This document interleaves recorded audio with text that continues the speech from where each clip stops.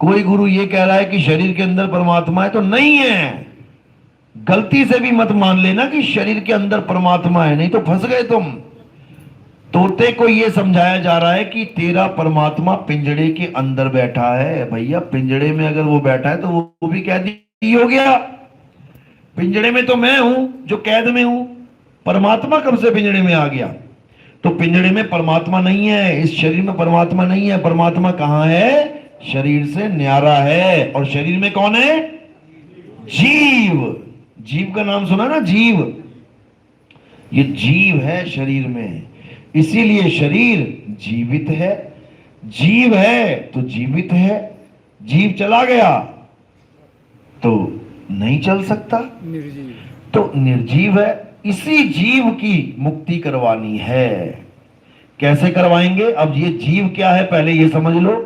ईश्वर अंश जीव अविनाशी। अब ये खुद अविनाशी है। अविनाशी का मतलब कि इस जीव की कभी मृत्यु हो ही नहीं सकती। और ये पूज किसको रहा है? नाशवान मूर्तियों को। खुद अविनाशी है और पूजा कर रहा है नाशवान मूर्तियों की। बस दिक्कत ये है, अविनाशी होके नाशवान मूर्तियों की पूजा करने वाले को ज्ञानी कहते हैं या मूर्ख कहते हैं? मूर्ख कहते हैं। इसीलिए पलटू साहब कहते हैं, पलटू पूजे आत्मा। आत्मा अविनाशी है इसलिए पूज रहे हैं। पलटू पूजे आत्मा, नित आए नित जाए, और पाथर पूजे मूर्खा। हाथ जोड़ घिघियाए। हाथ जोड़ जोड़ के घिघियाता है, अरदासे करता है, मन्नतें मांगता है, पत्थर से मन्नत मांग रहा है। ठीक है, तुम 100 रुपए मूर्ति से मांगो कि हे भगवान 100 रुपए आज मिल जाए, और वही 100 रुपए अपने पिताजी से मांगो, कौन जल्दी दे देगा? फटाफट पिताजी दे देगा। बताओ, मूर्ति तो वेट कर रही है, मिले ना मिले, 10 साल ना दे पाए तुम्हें, लेकिन पिताजी फटाक से दे देंगे। क्यों? कारण क्या है? आत्मा। पिताजी जीवित हैं और मूर्ति निर्जीव है। अगर मूर्ति मन्नतें देती होती तो इस दुनिया में सबसे अमीर कौन होता? पंडित जी। तुम्हारा तो नंबर ही ना लगने देते। वो सारी मूर्तियां अपने घर में रख लेते और कहते भैया धन वर्षा करते रहो, तुम्हें तो कभी नंबर ही ना देते। अब देखो, दुविधा यह है कि मूर्ति पंडित के ही पास है, लेकिन दक्षिणा किससे मांगता है? तुम लोगों से। अरे भैया भगवान से मांग लेना सीधे। उसको पता है वो ज्ञानी पंडित ऐसे ही नहीं बना हुआ है। उसको पता है मूर्ति पैसा नहीं देती। पैसा कौन देता है? हाँ, पब्लिक। बस ये समझ लो, जिस दिन ये समझ में आ जाएगा तुम्हें हर चीज समझ में आ जाएगी। अब ये नहीं मैं पंडितों के खिलाफ बोल रहा हूं, मैं सच बोल रहा हूं, सच बोल रहा हूं। लेकिन सच कड़वा है, इसमें हमारा कोई कसूर नहीं। साच कहूं जग मारन धावे, और झूठ कहूं पतियाई हो। कहे कबीर सुनो बैसा दो, झूठ कहा ना जाई हो। भाई झूठ नहीं बोल सकते, जो सच है वही बोलना है। तो बात इतनी सी है। यानी अब कोई मंत्र नहीं जपना, अब कोई तंत्र नहीं, कोई यंत्र नहीं, कोई पूजा नहीं, कोई पाठ नहीं, कोई हवन नहीं, कोई यज्ञ नहीं, कोई तीर्थ स्थान नहीं, कोई पर्वत की परिक्रमा नहीं, अब कुछ नहीं। अब क्या करना है? अब तुम बड़ी क्लास में आ गए। यानी पहले तुम्हारे पास स्कूल की क्लास थी, छोटे बच्चे थे, तो बैग देखो कितना बड़ा लदा होता है, हिंदी की, अंग्रेजी की, साइंस की, इसकी उसकी, 20 किलो का बैग बन जाता है। अब जब कॉलेज में चले गए तो क्या होगा? सारा बैग कहां गया? छूमंतर। अब क्या रह गया हाथ में? एक पेन और एक कॉपी। अब इसका मतलब ये नहीं कि तुम्हारा डिमोशन हो गया, कि पहले तुम्हारे पास ज्यादा खजाना था अब तुम्हारे पास थोड़ा रह गया। इसका मतलब है कि अब तुम विवेकी हो गए हो, तुम अब वो बच्चों वाली क्लास को पार कर गए हो। बस यहां पर भी यही है। तुम्हारे देवी देवता, तुम्हारे पितर, तुम्हारे ये, तुम्हारे वो, तुम्हारा फलाना, तुम्हारा ठिकाना, ये सब छूट जाएगा। अब क्या रह जाएगा? आत्मज्ञान। इसी आत्मज्ञान की कमी है। ये आत्मज्ञान आ जाएगा तो समझो सब कुछ मिल गया। एक है साधे सब सधे, सब साधे सब जाए, माली सींचे मूल को, फूल पात अगाए। अब जो किसान भाई हैं उनको पता है कि अगर मैंने पानी देना है फसल को तो कहां देना है? पत्तों पे, जड़ में, या एक एक सेब को थोड़ा थोड़ा पानी लगा के पिलाना है उसको, या हर पत्ते पे थोड़े थोड़े पानी छिड़कना है? अब उसको पता है कि मैंने केवल एक जड़ को सींचना है। अब जड़ क्या है, मूल क्या है? आत्म देव पूजिए गुरु के सहज सुभाए। गुरबाणी में गुरु लिखी है, बाणी है गुरु ग्रंथ साहब में, कि अगर तुमने किसी की पूजा करनी है तो वो केवल आत्म देव है, जिसको कोई छू तक नहीं सकता। मारना तो बहुत दूर की बात है, वही परमात्मा है, उसी को जानना है। आत्म में राम, राम में आत्म, चीनस गुरमुख विचारे। उसी आत्म देव को नाम कहते हैं, नाम। जो हम गुरु के पास जाते हैं, गुरु जी मुझे नाम दान दे दो, वो आत्म ज्ञान ही नाम है। ये दुनिया भर के नाम जो फैला दिए, ये तो झूठे नाम है, नकली नाम है। ये परमात्मा एक है, लेकिन गुरुओं के पास जाओ तो कोई 3 पकड़ा देता है, कोई 5 पकड़ा देता है, कोई 10 पकड़ा देता है। भैया परमात्मा एक है तो उसका नाम भी एक होना चाहिए। फिर ये 5-5, 7-7, 10-10 नाम किसके हैं, खुद नहीं पता लोगों को कौन है। पांचों नामों का विश्लेषण करो कि जो तुम नाम जप रहे हो, क्या तुम्हें पता है कि वो कौन है? जैसे मैं बोलता हूं श्री रामचंद्र, सबको पता है कौन है। हनुमान जी, सबको पता है कौन है। देवी दुर्गा माता, सबको पता है कौन है। भैरवनाथ, सबको पता है। गोरखनाथ, सबको पता है। अब मैं कह रहा हूं रारंकार, अब ये कौन आ गया? अब मैं कह रहा हूं सोहंग, अब ये कौन है सोहंग भाई? ज्योत निरंजन, ये कौन है भाई ज्योत निरंजन? इसको समझना पड़ेगा। ये ज्योत निरंजन कोई अकेला नहीं है। ज्योत निरंजन, ज्योत निरंजन, ये 2 शब्दों का मेल है, ज्योत प्लस निरंजन। जैसे हम करते हैं जय सिया राम, अब जय सिया राम का मतलब ये नहीं कि केवल एक राम जी की बात चल रही है, साथ में सिया भी लगी है, सीता भी है। इसी प्रकार ज्योत निरंजन कौन है? ये हस्बैंड एंड वाइफ हैं, ये दोनों हस्बैंड एंड वाइफ हैं। ज्योत निरंजन, ज्योत का मतलब है ज्योता वाली माता तेरी सदाई जय, ये हो गई ज्योत। अब ये निरंजन कौन है भाई? अलख निरंजन। इसी को हम और भी नामों से जानते हैं। ज्योत का मतलब है माया, माता, जग जननी, महामाई, महामाया। अब माया का पति कौन है? सबको पता है। माया के साथ इसका नाम लिया जाता है हमेशा, और पति का नाम पहले लिया जाता है, मन माया। अब ये सृष्टि किसकी बनी हुई है? मन माया की। यही इसके रचयिता हैं, और यही त्रिलोकी नाथ भी हैं। 3 लोक के मालिक हैं ये, मन और माया। इसी को ज्योत निरंजन कहा जाता है। अगर आपको ये बात पे यकीन ना हो, आप राधा स्वामी सत्संग व्यास वालों का ग्रंथ उठाएं, जो सार वचन संग्रह है व्हाइट वाला, उसके पीछे शब्दार्थ लिखे हुए हैं। आप उस पे ज्योत निरंजन, ओंकार, रारंकार, सोहंग, इन चारों के आप अर्थ देख सकते हैं। लेकिन सतनाम का आपको अर्थ वहां पर भी नहीं मिलेगा, क्योंकि सतनाम भेद है। सतनाम कोई जाप नहीं है कि तुम जपने लग जाओ सतनाम सतनाम सतनाम सतनाम। अरे सत्य नाम कोई नाम नहीं, ये है आपन रूप। और जो जाने इस भेद को, पावे आप स्वरूप। सतनाम कोई मंत्र नहीं है कि गुरुजी ने मंत्र दे दिया सतनाम सतनाम। सतनाम तुम्हारा सत्य स्वरूप है, तुम्हारा आत्म स्वरूप है, जिसके लिए बोला हे अर्जुन, जो अपने आत्म स्वरूप में स्थिर हो जाते हैं वही स्थित प्रज्ञ कहलाते हैं। केवल उन्हीं की मुक्ति होगी, बाकी सब धक्के खाते हुए लक्ष्य 84 में चले जाएंगे। क्योंकि जो सतनाम को जानता है वो किसी पर निर्भर नहीं रह जाता। हे अर्जुन, जो अपनी आत्मा को जान लेते हैं, जो अपने आत्म ज्ञान को प्रकट कर लेते हैं, वो अन्य किसी जीव पर निर्भर नहीं रह जाते। अध्याय 3 18वां श्लोक, अध्याय 3 का 17 और 18वां श्लोक घोट के पी जाओ, क्योंकि तुम्हारी मुक्ति में जो बाधा है वो इसी दोनों श्लोकों को पढ़ के समझ में आएगी कि क्या बाधा है। पहली बाधा यह है कि आत्मज्ञान के अलावा तुम्हें सारा ज्ञान मिल रहा है, ये पहली बाधा है।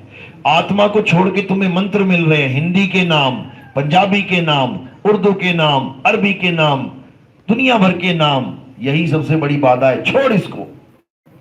और दूसरी बाधा क्या है कि अपने आत्मा के अलावा किसी और पर विश्वास कर लेना कि मेरी मुक्ति वो करेगा। सबसे बड़ी बाधा 2 नंबर पे ये है। और अध्याय 3 में 17 और 18 श्लोक में यही बंधन काटे गए हैं कि जो अपनी आत्मा में रमण करते हैं, किसी और की आत्मा में नहीं, कि कोई गुरु जी के चक्कर में पड़ा है, मेरा गुरु मुझे पार कर देगा। वो गुरु अगर ये कह रहा है मैं तुम्हें पार कर दूंगा, तो वही सबसे बड़ी बाधा है तुम्हारी मुक्ति में। याद रखना इस बात को। जो गुरु तुम्हें ये कह के काम सिखा रहा है, बेटा घबरा मत, मैं तेरी दुकान पे भी आके सारे काम कर दिया करूंगा। खोलोगे दुकान तुम, पता लगा गुरुजी एक्सपायर हो गए, वहां सारी लाइन लगी पड़ी है, मैंने पंखा दिया था, मैंने ये दिया था, मैंने वो दिया था, वापस कर ले जी, हो गया काम। कुछ होने वाला नहीं है। गुरु वो होता है जो तुम्हें अपने जैसा बना ले। गुरु को कीजिए दंडवत और कोटि कोटि प्रणाम, कीट न जाने भृंग को गुरु कर ले आप समान। एक हंस ही दूसरे हंस को उड़ना सिखाएगा, लेकिन कभी कंधे पे लाद के नहीं ले जाएगा। कभी देखा तुमने एक चिड़िया दूसरी चिड़िया को कंधे पे लाद के ले जाती है? रोज उड़ना वही सिखाएगी, लेकिन लाद के कभी नहीं ले जाएगी। क्यों? क्योंकि वो ये कहती है, अरे बेटा तेरे पास भी पर हैं, ये पर क्या फोटो खींच के माला चढ़ाने के लिए रखे हुए हैं, यही तुझे उड़ा के लेके जाएंगे। तो एक डाल दो पंछी बैठे, एक गुरु एक चेला, और गुरु की करनी गुरु भरेगा, चेले की करनी चेला। तो उड़ जा हंस, कर दिया ना अकेला।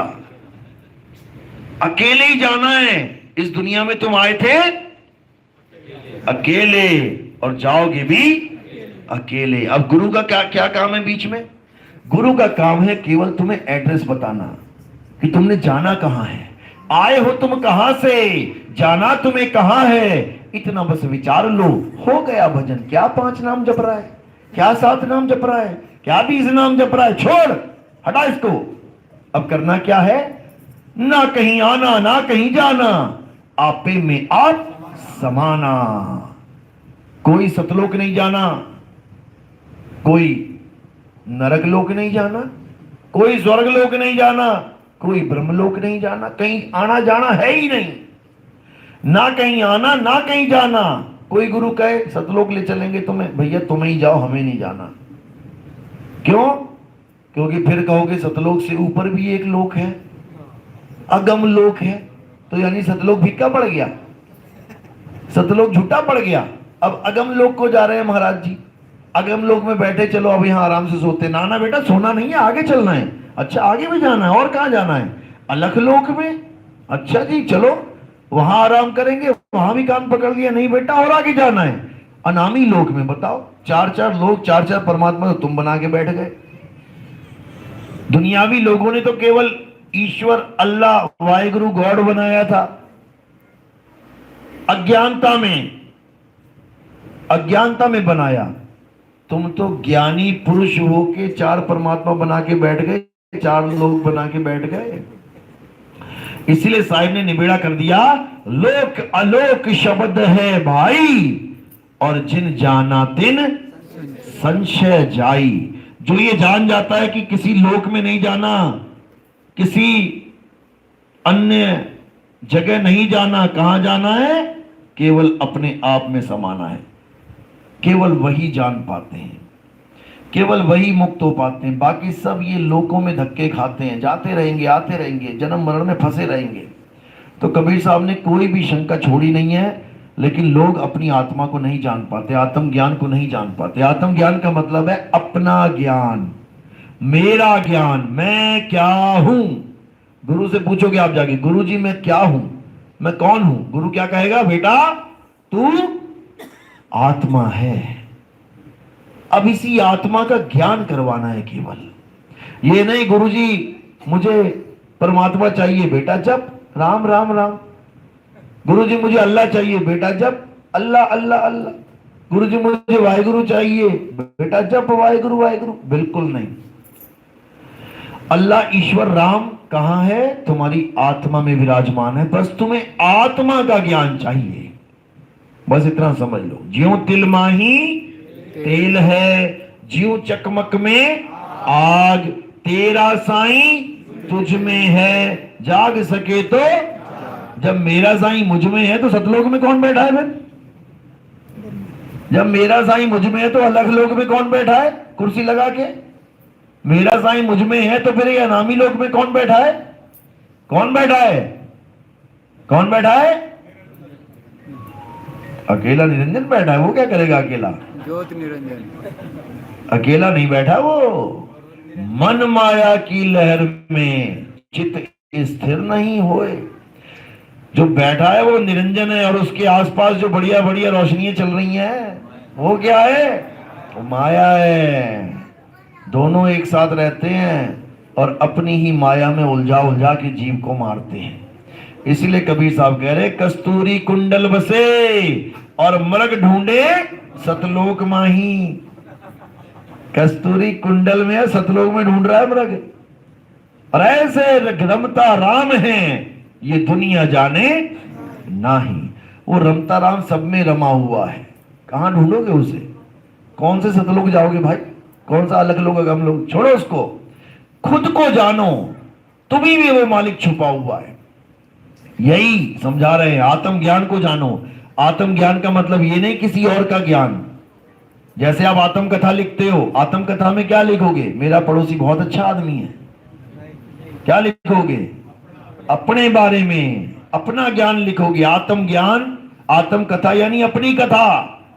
आत्महत्या के क्या मतलब है? 5 भैंसे मार दी उसने, आत्महत्या कर ली। अपनी हत्या करना, अपने गोली मार लेना आत्महत्या है। आत्म रक्षा किसकी रक्षा है? अपनी रक्षा। आत्म कल्याण किसका कल्याण है? अपना कल्याण। आत्मनिर्भर किस पे निर्भर? खुद पे निर्भर। यानी दूसरे का कोई रोल ही नहीं है तुम्हारे जीवन में। जहां आत्म लग गया वो तुम्हारे लिए बात की जा रही है। इसी प्रकार आत्म ज्ञान क्या है? मुझे मेरा ज्ञान मिल जाए कि मैं हूं क्या। और ये कौन बताएगा? मंत्र ज्ञानी, 5 नाम जपने वाला बताएगा। जो खुद ही 5 नाम जप रहा है वो तुम्हें आत्म ज्ञान क्या देगा? जो खुद ही पत्थर पूज रहा है वो तुम्हें आत्म ज्ञान क्या देगा? जो खुद ही उंगलियां कान में डाल के 5 नाद सुन रहा है, ज्योति प्रकाश दर्शन कर रहा है, वो तुम्हें ना आत्म ज्ञान क्या देगा? वो तुम्हें आत्म ज्ञान नहीं दे पाएगा।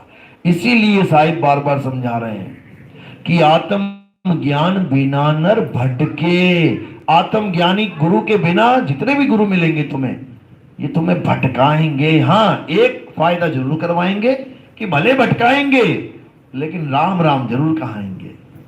अल्लाह अल्लाह वाहेगुरु वाहेगुरु जरूर याद करवा देंगे तुम्हें कि भगवान नाम की कोई चीज है, भले भटका रहा है। तो इसी प्रकार उस गुरु को भी नमस्कार है जो कम से कम भटका तो रहा है लेकिन राम राम की याद भी दिलवा रहा है कि भाई जाना है, मालिक को पाना है। भले उसको मालिक ना मिलाओ, भले उसको पता भी ना हो मालिक है क्या, लेकिन फिर भी मालिक मालिक जरूर करवा देगा तुमसे। इसलिए साहिब ने उनको भी बोला है कि गुरु मेरे सभी बड़े, अपनी अपनी ठौर। ठिकाना भी बता दिया, कोई इस लेवल का गुरु है, कोई इस लेवल का, कोई इस लेवल का। क्या क्या लेवल होते हैं? सबसे छोटे लेवल का गुरु होता है जो प्रेतों की भूतों की पूजा करवाता है। ऐसे गुरु बैठे हुए हैं। उनके नंबर कहां मिलते हैं आपको? ट्रेनों में जाओ, बसों में जाओ, देखो बंगाली बाबा जी का नंबर, वो भी गुरु हैं। गुरु जी सारे कष्ट निवारण कर देंगे। वो कौन सा गुरु है? सबसे छोटे लेवल का गुरु है। उससे ऊपर लेवल का गुरु कौन है? जो पितरों की पूजा करवाते हैं, पितरों में विश्वास रखते हैं। थोड़ी सी बात होगी, तेरा पितर रुस गया, अब मना ले, पितर मना ले, वो भी गुरु जी है, दे देगा कोई मंत्र जंतर। अब पितरों से ऊपर कौन है? देवी देवता। जो देवी देवताओं की पूजा करवा दे वो थोड़ा और ऊपर लेवल का है। अब देवी देवताओं से ऊपर कौन है? त्रिदेव, ब्रह्मा विष्णु महेश। जो इनकी पूजा करवा दे उसका लेवल थोड़ा और ऊपर हो गया। अब उससे ऊपर कौन है? जग जननी जगदम्बा, एक शक्ति पुत्र जी महाराज भी हैं, जो कहते हैं बस माँ ही है सब कुछ, माँ के अलावा कोई कुछ नहीं है, कोई ब्रह्मा विष्णु में, वो तो माता के बच्चे हैं। अच्छी बात है, सच बोल रहे हैं। क्यों? देवी भागवत महापुराण पढ़ रखा उन्होंने, उसमें लिखा है साहब कि ब्रह्मा विष्णु महेश को तो बच्चा बना के रखा हुआ था, उसके बाद जब घुमाने लेके गई तो ब्रह्मा जी को ब्रह्मा दिखाई दे रहा है, विष्णु जी को एक और विष्णु दिखाई दे रहे हैं, और शंकर जी को एक और शंकर जी दिखाई दे रहे हैं। लेकिन कोई समझ ही नहीं पाया ये है कौन, ये कौन दिखाई दे रहा है अलग अलग रूपों में, कोई नहीं जान पाया उसको। और वो केवल माता की पुजारी बन गए। अब माता से ऊपर कौन है? ब्रह्म के पुजारी। जितने भी ब्रह्म ज्ञानी बैठे हैं, ये एको अहम बहुश्याम अहम ब्रह्मस्मि, यानी साकार को छोड़कर, ब्रह्मा विष्णु महेश साकार, देवता साकार, ये सब साकार, अब साकार को छोड़ के जो निराकार में आ गए वो सब ब्रह्म ज्ञानी है। निराकार की पूजा कराने वालों का लेवल और ऊपर आ गया। अब ब्रह्म से आगे का ज्ञान जो देने वाले हैं वो कौन है? पार ब्रह्म ज्ञानी, जो ब्रह्म से पार करवा देंगे। क्योंकि जब तक तुम ब्रह्म ज्ञान में रहोगे तुम्हें बार बार सृष्टि में आना ही पड़ेगा। जितने भी ब्रह्म ज्ञानी हैं आप देख लो उनका इतिहास, उनको बार बार आना पड़ रहा है, शरीर में बार बार जन्म लेके आना पड़ रहा है, एक भी नहीं बच रहा है। तो पार ब्रह्म ज्ञान जब मिलेगा, पार ब्रह्म होता क्या है? पार ब्रह्म का ज्ञान है आत्म ज्ञान, यानी देवी देवताओं से भी ऊपर, पितरों से ऊपर, भूत प्रेतों से भी ऊपर, त्रिगुणों से ऊपर, माया से ऊपर, और मन से, मन यानी ब्रह्म, मन से भी ऊपर क्या है? आत्मा। और जब तुम्हें आत्मा का ज्ञान हो गया उसके बाद सारा खेल खत्म, सारी सृष्टि रचना खत्म। अब कोई सृष्टि में नहीं आना पड़ेगा, जन्म मरण से रहित हो जाओगे। तो यही आत्म ज्ञान कबीर साहब समझा समझा के थक गए, लेकिन ये जीव, मूर्ख जीव, ये समझ नहीं सका। तो कहते आदि नाम हम भाग सुनाया, और मूर्ख जीव समझ नहीं पाया। तो मालिक की दया होती है, अरदास केवल संत लगाते हैं मालिक से, लेकिन दया उसी की होती है, तब जाकर ये मूल ज्ञान समझ में आता है। नहीं तो कोई माई का लाल इस मूल ज्ञान को समझ सकता ही नहीं है, नहीं तो गुरु की जरूरत ही ना पड़े। तो कबीर साहब ने गुरु की महिमा गाई है, लेकिन किसी गुरु के ऊपर आश्रित होने को मना भी किया है। बिना गुरु के ज्ञान भी नहीं होगा, लेकिन गुरु पे आश्रित भी नहीं रहना है। वरना स्कूल में जो बच्चे हैं, अच्छी बात है गुरु बनाया, लेकिन गुरु पे आश्रित हो जाए, यानी पेपर में गुरु पास करवा देंगे, नकल करवा देंगे, तो वो काम भी गलत हो जाएगा। गुरु वो है जो अपने जैसा आपको बना ले, इसके अलावा सब झूठ है। तो यही कबीर साहब बार बार समझा रहे हैं। और सबसे बड़ा खेल है इस काया का। जब तक तुम्हें इस काया का ज्ञान नहीं हो गया, काया क्या है? एक मकान है। काया एक मकान है, एक किराए का मकान है जिसमें तुम रहते हो। किसी को 10 साल, किसी को 20 साल, किसी को 50, किसी को 100 साल के लिए मिला है। अब ये मकान मिलता कहां पे है? माँ के गर्भ में। माँ के गर्भ में ये मकान लेके आते हो तुम। ये चलता फिरता मकान है, जिस शहर में खड़े हो जाओगे मकान वहीं लग जाएगा, वहीं रह जाएगा मकान। तो ये मकान जो है ये हमारा स्वरूप नहीं है। इस मकान में हम रहते हैं और हमें यही नहीं पता होता कि हम हैं क्या। हम मकान को ही अपना स्वरूप मान बैठे हैं। मकान कितने तत्वों से बना हुआ है? 5 तत्वों से। अब ये जो मकान बनता है ये कितनी चीजों से बनता है? जो ये वाले मकान बने हैं सीमेंट वाले, क्या क्या चाहिए आपको? ईंट, बजरी, सीमेंट, सरिया, पेंट, बालू, रेता, ये आइटम है तुम्हारे पास। तुम सारा मकान खड़ा कर दोगे, लेकिन तुम मकान बनाने के बाद भी मकान जैसे थोड़ी नहीं दिखाई देने लग जाओगे। तुम मकान को बना के मकान से अलग हो जाते हो। मकान अलग है और तुम उसमें रहने वाले जीव अलग हो। तुम मकान नहीं हो। मकान तो एक दिन टूट जाएगा और तुम मकान से बाहर आ जाओगे। तो मकान टूट के कहां जाएगा? ये पड़ा हुआ है नीचे मकान। मकान तो दिखाई दे रहा है, गोरा है, काला है, भूरा है, पीला है। तुम कैसे हो? गोरे हो, काले हो, पीले हो, भूरे हो, तुम कैसे हो? तुम्हें अपना ज्ञान नहीं है, इसीलिए आत्मज्ञान नहीं है। आत्मा का नाम सुना है ना सबने? ऐसा तो नहीं कोई पहली बार सुन रहा है। अपनी अपनी आत्मा लेके आए हो सारे? किसी की कहीं बाथरूम में छूट गई हो घर पे? जैसे मैं देखता हूँ बाथरूम में जाता हूँ, किसी भगत के कंठी लटकी पड़ी होती है। माँ भैया वहां बाथरूम में लटकाने के लिए दी थी क्या? अरे गुरुजी भूल गया मैं उतार के। ऐसे कोई आत्मा तो नहीं भूल गया अपनी? सब लेके आए हो? लेके तो भले आए हो, लेकिन अभी तुमसे पूछे ना कि आत्मा कैसी होती है, केवल जैसे अभी हंसे थे ना, हंस के दिखा दो। यही कबीर साहब कह रहे कबीर आत्मज्ञान का पड़ा नगर में शोर, और पूछो कैसी आत्मा, तो देते दांत नहीं फोर। हंस के दिखा देंगे, लेकिन समझ नहीं सकते कि आत्मा चीज क्या है। मंत्रों को जान लिया, तंत्रों को जान लिया, वेशभूषाओं को जान लिया, गुरु के शरीर को जान लिया।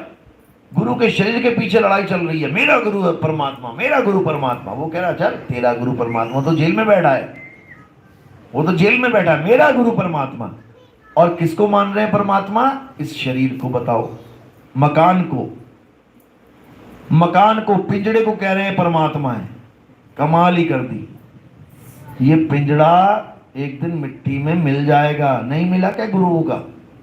अगर यही परमात्मा था तो ना मिलता, ना मरता। लेकिन सबके पिंजड़े ढहेंगे, सबके मकान गिरेंगे, लेकिन जो जीव है वो अविनाशी कभी नहीं मरेगा। ईश्वर अंश जीव अविनाशी, ऐसे ही नहीं बोल दिया इसको। तो कहते जीव सोई जो जुग जुग जीवे, उत्पत परलय माही, देह धरे भर में 84, निर्भय कबहू नाही।